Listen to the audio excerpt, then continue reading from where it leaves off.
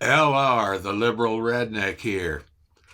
Coming to you from a country where Republican-controlled states are going apeshit nuts over abortion. On April 8th, a small news outlet covering Texas's Rio Grande Valley published a story that sent shockwaves through the reproductive justice movement. Lizelle Herrera was arrested April 7th by the Starr County Sheriff's Office and charged with murder for allegedly having a self-induced abortion, which is when a person chooses to perform their own abortion outside of a medical setting. According to her indictment, Herrera intentionally and knowingly caused the death of an individual. She was held at the Starr County Jail and her bond was set at $500,000.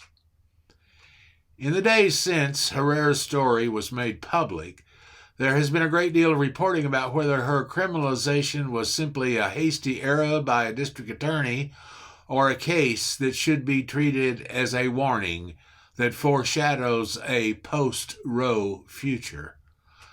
But for reproductive justice advocates in Texas who are forced to navigate some of the most restrictive abortion laws in the nation, Herrera's case isn't merely a sign of what's to come. It's a reality that low-income people of color overwhelmingly shoulder. It's also the inevitable result of complicated, convoluted anti-abortion laws.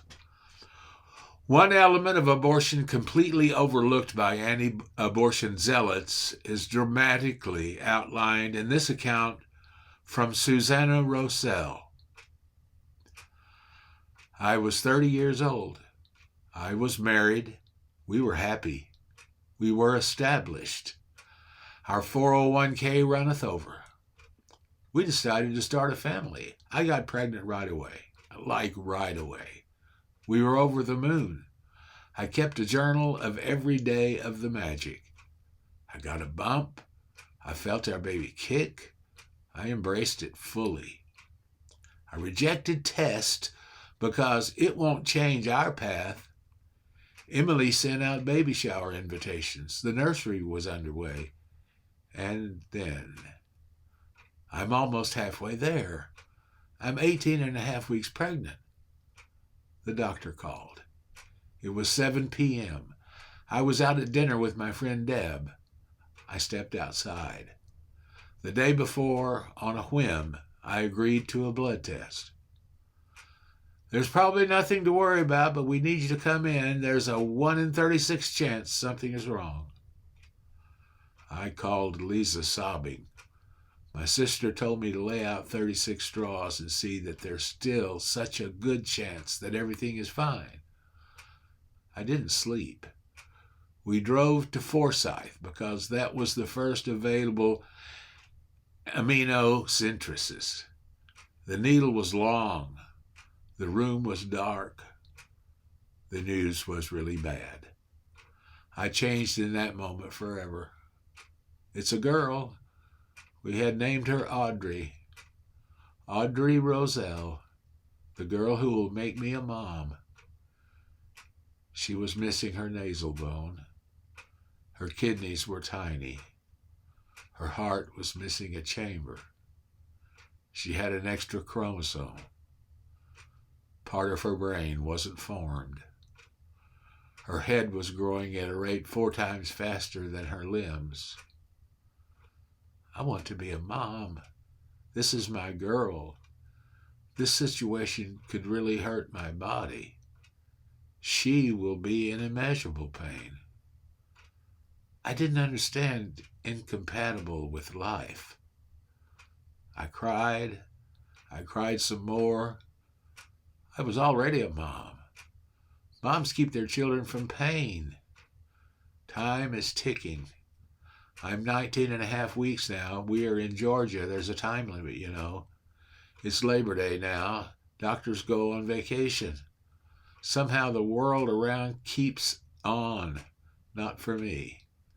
In the interest of time, they sent me to an abortion clinic. Me, an abortion clinic. After 20 weeks, it's illegal, you know. It's the night before I ran a bath.